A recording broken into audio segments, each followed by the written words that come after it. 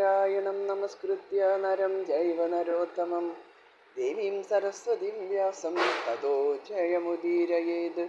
എല്ലാവർക്കും നമസ്കാരം. മഹാഭാരതം ആദിപർവം അരക്കില്ലം.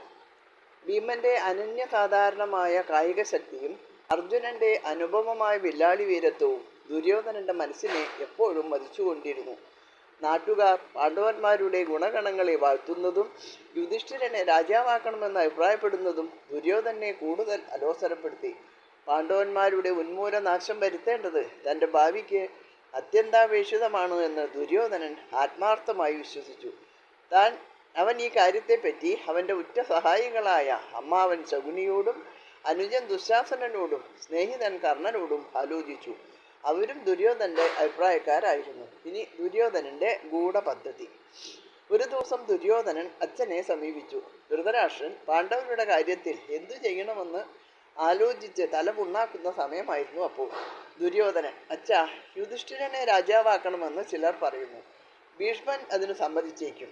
പാണ്ഡു ഭരിച്ച നാട് ഇനിയും അവർക്കുള്ളതാണത്രേ. അങ്ങനെയാണെങ്കിൽ ഇനിയും യുധിഷ്ഠിരൻ ഭരിച്ചാൽ പിന്നെ രാജ്യം അവൻ്റെ മക്കൾക്കും മക്കളുടെ മക്കൾക്കുമായി തീരും. അപ്പോൾ ഞങ്ങളുടെ ഗതി എന്താണ്? ഞങ്ങൾ എന്നും അവരുടെ കീഴിൽ കഴിയണം. ഇത് നീതിയാണോ? ധൃതരാഷ്ട്രൻ ചിന്തയിലാണ്ടു. അദ്ദേഹത്തിൻ്റെ മനസ്സിൽ രണ്ട് വിധത്തിലുള്ള അഭിപ്രായങ്ങൾ രൂപം കൊണ്ടു.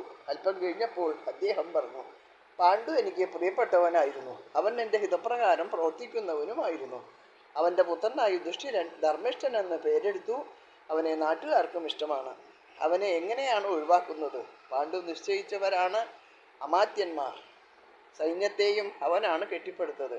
പൗരന്മാരും പാണ്ഡുവിനെ ബഹുമാനിച്ചിരുന്നു. യുധിഷ്ഠിരനെ രാജാവാക്കിയില്ലെങ്കിൽ ഇവരെല്ലാം എതിർക്കുകയില്ലേ? ദുര്യോധനൻ: അച്ഛൻ പറഞ്ഞ ശരിയാണ്. എന്നാൽ ഞാൻ ഇതിനൊക്കെ പ്രതിവിധി കണ്ടിട്ടുണ്ട്. മന്ത്രിമാരെയും സൈന്യത്തെയും നമ്മുടെ ഭാഗത്ത് നിർത്തുന്നതിന് ആവശ്യമായ നടപടികൾ എടുത്തിട്ടുണ്ട്. അവരെയൊക്കെ ധനം നൽകിയും ബഹുമാനിച്ചും പ്രീതിപ്പെടുത്താം. ഭണ്ഡാരം എൻ്റെ അധീനത്തിലാണ്. നാട്ടുപ്രമാണികളെയും ഞാൻ സ്വാധീനിച്ചു കൊള്ളാം. അച്ഛൻ കൗശലം പ്രയോഗിച്ച് പാണ്ഡവന്മാരെ ഇവിടെ നിന്ന് അകറ്റിയാൽ മതി. ധൃതരാഷ്ട്രൻ: മകനെ, ഞാനും ഇതേപ്പറ്റി ആലോചിക്കുകയായിരുന്നു. എന്നാൽ എൻ്റെ അഭിപ്രായം പാപമാണ് എന്ന് കരുതി പുറത്തു പറഞ്ഞില്ല എന്ന് മാത്രം. ഭീഷ്മരും വിദുരരും ദ്രോണരും കൃപനുമൊക്കെ പാണ്ഡവന്മാരെ മാറ്റുന്ന കാര്യത്തിൽ അനുകൂലിക്കുമോ? അവർക്ക് നിങ്ങളും പാണ്ഡവരും ഒരുപോലെയല്ലേ? ദുര്യോധനൻ: ഭീഷ്മൻ എന്നും മധ്യവർത്തിയായിട്ട് നിൽക്കുകയേ ഉള്ളൂ. ദ്രോണപുത്രനായ അശ്വത്ഥാമാവ് എൻ്റെ കൂടെയാണ്. മകൻ നിൽക്കുന്നിടത്തെ ദ്രോണൻ നിൽക്കുകയുള്ളൂ. അവർ ഇരുവരും നിൽക്കുന്ന ഭാഗത്ത് കൃപൻ നിൽക്കും. വിതുരൻ ധനസംബന്ധമായി നമുക്ക് വിധേയനാണ്. അതുകൊണ്ട് പ്രത്യക്ഷത്തിൽ നമ്മെ എതിർക്കുകയില്ല. പരോക്ഷമായി എതിർത്താൽ അത് കാര്യമായി നമ്മെ ബാധിക്കുകയില്ല. അതുകൊണ്ട് പാണ്ഡവന്മാരെ വാരണാവതത്തിലേക്ക് അയക്കുന്നതിന് ഏർപ്പാട് ചെയ്യുക. അച്ഛൻ്റെ ഹൃദയശല്യം ഒഴിവാകുകയും ചെയ്യും. ധൃതരാഷ്ട്രൻ ദുര്യോധനന്റെ നിർദ്ദേശത്തെ അനുകൂലിച്ചു. ഇനി പാണ്ഡവന്മാർ വാരണാവതത്തിൽ അപ്പോൾ ഒരു ഉത്സവം നടക്കുകയായിരുന്നു. അവിടെ പോയി ഉത്സവം കണ്ട് കുറച്ചു നാൾ പാർത്തിട്ട് തിരിച്ചു വരുന്നത് നല്ലതാണ് എന്ന് ദുര്യോധനന് വശംവദരായ ചില മന്ത്രിമാർ പാണ്ഡവന്മാരെ ഉപദേശിച്ചു. ധൃതരാഷ്ട്രന്റെ അഭിപ്രായവും ഇതുതന്നെയാണെന്ന് പാണ്ഡവന്മാരെ അറിയിച്ചു. പാണ്ഡവന്മാർ വാരണാവതത്തിലേക്ക് പോകാൻ തീർച്ചയാക്കി. തങ്ങളെ ഒഴിച്ചു കളയാനുള്ള ഗൂഢാലോചനയുടെ ഭാഗമായിട്ടാണ് ഇപ്രകാരം വാരണാവതത്തിലേക്ക് അയക്കുന്നത് എന്ന് അവർ അറിഞ്ഞിരുന്നില്ല. എന്നാൽ അവരുടെ ക്ഷേമ ഐശ്വര്യങ്ങളിൽ എപ്പോഴും തൽപരനായിരുന്ന വിതുരന് ഇക്കാര്യത്തിൽ പലവിധ സംശയങ്ങളും ഉണ്ടായിരുന്നു. വാരണാവതത്തിലേക്ക് പാണ്ഡവന്മാർ പോകാൻ ഉറച്ചു എന്നറിഞ്ഞപ്പോൾ ദുര്യോധനനും കൂട്ടരും അത്യധികമായി ആഹ്ലാദിച്ചു. ദുര്യോധനൻ തൻ്റെ ഏറ്റവും വിശ്വസ്തനായ പുരോചനൻ എന്ന അമാത്യനെ വിളിച്ചു പറഞ്ഞു: പുരോചന, നിന്നെപ്പോലെ വിശ്വസ്തനായൊരു ബന്ധു വേറെ എനിക്കില്ല. ഈ രാജ്യം എൻ്റെ പൂർണ്ണമായ അധീനത്തിൽ വരാൻ പോവുകയാണ്. അപ്പോൾ നിനക്കും അതിൻ്റെ പങ്കുണ്ട്. നമുക്ക് വളരെ ഗൂഢമായി ഒരു കാര്യം ചെയ്യേണ്ടിയിരിക്കുന്നു. മറ്റാരും ഇതറിയാതെ സൂക്ഷിക്കണം. പാണ്ഡവന്മാർ നാളെ വാരണാവതത്തിലേക്ക് പുറപ്പെടുകയാണ്. നീ ഉടൻ തന്നെ അവിടെ എത്തണം. പാണ്ഡവർക്ക് പാർക്കുവാനായി ഒരു വീട് പണിയണം. അരക്കും വേഗത്തിൽ തീ പിടിക്കുന്ന മറ്റു സാധനങ്ങൾ ഉപയോഗിച്ച് വേണം ഈ വീട് പണിയേണ്ടത്. എന്നാൽ അത് ആർക്കും മനസ്സിലാക്കാൻ കഴിയാത്ത വണ്ണവുമായിരിക്കണം. ആർക്കും ഒരു സംശയവും തോന്നരുത്. ഗൃഹത്തിൽ വിലയേറിയ ഗൃഹോപകരണങ്ങളൊക്കെ സംഭരിക്കണം. പണി കഴിഞ്ഞാൽ ഉടനെ തന്നെ പാണ്ഡവന്മാരെ അവിടേക്ക് മാറ്റി പാർപ്പിക്കണം. കുറച്ച് ദിവസങ്ങൾ അവിടെ പാർത്തു കഴിയുമ്പോൾ അവരെല്ലാം ഉറങ്ങുന്ന തക്കം നോക്കി വീടിന് തീ വയ്ക്കണം. സ്വന്തം ഗ്രഹം തീപിടിച്ച് പാണ്ഡവന്മാർ മരിച്ചാൽ അതിന് നാം ഉത്തരവാദികളായിരിക്കുകയില്ല. ജനങ്ങൾ പാണ്ഡവന്മാർക്ക് വേണ്ടി നമ്മെ നിന്ദിക്കുകയില്ല. എല്ലാം വേണ്ടതുപോലെ ശരിയാക്കിക്കൊള്ളാം എന്ന് സമ്മതിച്ച് പുരോചനൻ ഉടനെ തന്നെ വാരണാവതത്തിലേക്ക് പോയി. അടുത്ത ദിവസം പാണ്ഡവന്മാർ മാതാവിനോടൊത്ത് വാരണാവതത്തിലേക്ക് യാത്രയായി. അതിനു മുമ്പ് അവർ ധൃതരാഷ്ട്രൻ, ഭീഷ്മൻ, വിതുരൻ, ദ്രോണൻ, കൃപൻ തുടങ്ങിയവരുടെ പാദങ്ങൾ തൊട്ട് നമസ്കരിച്ചു. മറ്റുള്ളവരെയെല്ലാം യഥോചിതം വന്ദിച്ചു. പാണ്ഡവന്മാർ പോകുന്നതറിഞ്ഞ് നാട്ടുകാർ ധാരാളമായി കൂടിയിട്ടുണ്ടായിരുന്നു. അവരോടൊപ്പം കൈകൂപ്പി യാത്ര പറഞ്ഞു. എല്ലാവരും അവർക്ക് യാത്രാമംഗളം നേർന്നു. ബുദ്ധിമാനായ വിതുരനും മറ്റു ഗുരുമുഖ്യന്മാരും പൗരപ്രമാണികളും പാണ്ഡവന്മാരെ കുറച്ചു ദൂരം അനുഗമിച്ചു. അനുയാത്ര ചെയ്തവർ പിരിഞ്ഞു പോകേണ്ട സ്ഥലത്തെത്തിയപ്പോൾ നാട്ടുപ്രമാണികളിൽ ചിലർ പറഞ്ഞു, ധൃതരാഷ്ട്രൻ കാണിക്കുന്നത് അനീതിയാണ്, പക്ഷപാതമാണ്. പാണ്ഡവന്മാരെ ഹസ്തിനപുരത്തിൽ നിന്ന് ഒഴിവാക്കുന്നതിന് നാം സമ്മതിക്കരുത്. നമുക്കും അവരോടൊപ്പം പോകാം. ഇത് കേട്ട് യുധിഷ്ഠിരൻ അവരെ സമാധാനപ്പെടുത്തി. അദ്ദേഹം പറഞ്ഞു, നിങ്ങൾ അങ്ങനെ പറയരുത്. വല്യച്ഛൻ ഞങ്ങളോട് ഒരു ദ്രോഹവും ചെയ്യില്ല. അദ്ദേഹത്തെ അനുസരിക്കേണ്ടത് ഞങ്ങളുടെ കടമയാണ്. നിങ്ങൾ ശാന്തരായി മടങ്ങിപ്പോകുക. നമുക്ക് വീണ്ടും കാണാം. നിങ്ങളുടെ സൗഹൃദത്തിന് ഞങ്ങൾ എന്നും നന്ദിയുള്ളവരായിരിക്കും. എല്ലാവരും മടങ്ങിപ്പോയി. വിതുരൻ മാത്രം പാണ്ഡവരുടെ അടുക്കൽ ശേഷിച്ചു.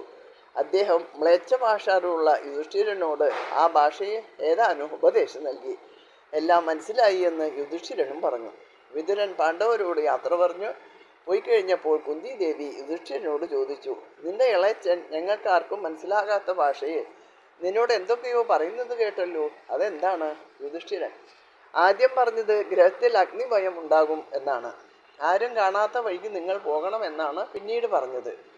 ജിതേന്ദ്രിയനായി ശാന്തനായി ജീവിച്ചാൽ വീണ്ടും ഊഴി നേടും എന്നാണ് അവസാനം പറഞ്ഞത്. പാണ്ഡവന്മാർ വാരണാവതത്തിലെത്തി. ആ വാർത്ത കാട്ടുതീ പോലെ പടർന്നു. പുരനിവാസികൾക്കെല്ലാം അതൊരു സന്തോഷ വാർത്തയായിരുന്നു. അവർ കൂട്ടം കൂട്ടമായി വന്ന് പാണ്ഡവരെ എതിരേറ്റു. പാണ്ഡവന്മാർ പട്ടണത്തിലുള്ള ഒരു വീട്ടിൽ താമസം ആരംഭിച്ചു. അവർ ഉത്സവം കണ്ടും മറ്റു സ്ഥലങ്ങളിൽ സഞ്ചരിച്ചു 10 നാളുകൾ കഴിച്ചുകൂട്ടി. 11-ാം ദിവസം പുരോചനൻ അവരെ സമീപിച്ചു പറഞ്ഞു, നിങ്ങൾക്ക് വേണ്ടി മഹാരാജാവിൻ്റെ കൽപ്പന അനുസരിച്ച് ഒരു കൊട്ടാരം പ്രത്യേകമായി പണി കഴിപ്പിച്ചിട്ടുണ്ട്. ഇനിയും അവിടേക്ക് താമസം മാറ്റാം. ശിവം എന്നാണ് ആ ആലയത്തിൻ്റെ പേര്. പാണ്ഡവന്മാർ ശിവാലയത്തിലെത്തി. വീട് ശരിയായി പരിശോധിച്ചതിന് ശേഷം യുധിഷ്ഠിരൻ ഭീമനോട് പറഞ്ഞു, നെയ്യിൻ്റെയും മരക്കിൻ്റെയും ഗന്ധം ഈ വീട്ടിലുണ്ട്. ഇത് നിശ്ചയമായും തീ പിടിക്കുന്ന വസ്തുക്കൾ കൊണ്ട് ഉണ്ടാക്കിയിട്ടുള്ളതാണ്. നമ്മളെ ചുട്ടുകളയാനാണ് പുരോചനന്റെ പുറപ്പാട്. ധീരനായ വിതുരൻ ഇത് നേരത്തെ മനസ്സിലാക്കിയിരിക്കുന്നു. അതുകൊണ്ടാണ് അദ്ദേഹം എനിക്ക് മുന്നറിയിപ്പ് നൽകിയത്. ഭീമൻ, ജ്യേഷ്ഠ, ഇത് വേഗം തീ പിടിക്കുന്ന വീടാണെങ്കിൽ നമുക്ക് മുമ്പ് താമസിച്ചിരുന്ന വീട്ടിലേക്ക് മടങ്ങാം. യുധിഷ്ഠിരൻ, വേണ്ട, ഇതൊന്നും നാം അറിഞ്ഞതായി ഭാവിക്കേണ്ട. കരുതിയിരുന്നാൽ മതി. ഇവിടുന്ന് രക്ഷപ്പെടാനുള്ള മാർഗം ആലോചിക്കണം. അടുത്ത ദിവസം വിതുരന്റെ ഇഷ്ടനും വിശ്വസ്തനുമായ ഒരാൾ യുധിഷ്ഠിരനെ വന്നു കണ്ടു. ഞാൻ തുരങ്കം നിർമ്മിക്കുന്ന കനകനാണ്. വിതുരനാണ് എന്നെ ഇവിടേക്ക് അയച്ചത്. അങ്ങ് പറയുന്ന ജോലി ചെയ്തു തരണമെന്ന് എന്നോട് നിർദ്ദേശിച്ചിട്ടുണ്ട്, അയാൾ പറഞ്ഞു. വിതുരൻ പറഞ്ഞയച്ച അടയാള വാക്കുകൾ പറഞ്ഞപ്പോൾ കനകനിൽ യുധിഷ്ഠിരന് വിശ്വാസമായി. അരക്കില്ലത്തിൽ നിന്നും ഗോപ്യമായി പുറത്തു കടക്കുന്നതിന് തക്ക വിധത്തിൽ ഒരു തുരങ്കം നിർമ്മിച്ചു കൊടുക്കാൻ യുധിഷ്ഠിരൻ ആവശ്യപ്പെട്ടു. കനകൻ അത് തീർത്തു. പുരോചനൻ ശിവാലയത്തോട് ചേർന്ന വസതിയിലാണ് പാർത്തിരുന്നത്. പാണ്ഡവന്മാരുടെ കാര്യങ്ങൾ അന്വേഷിക്കുന്നതിനുള്ള ചുമതല അയാൾക്കായിരുന്നു.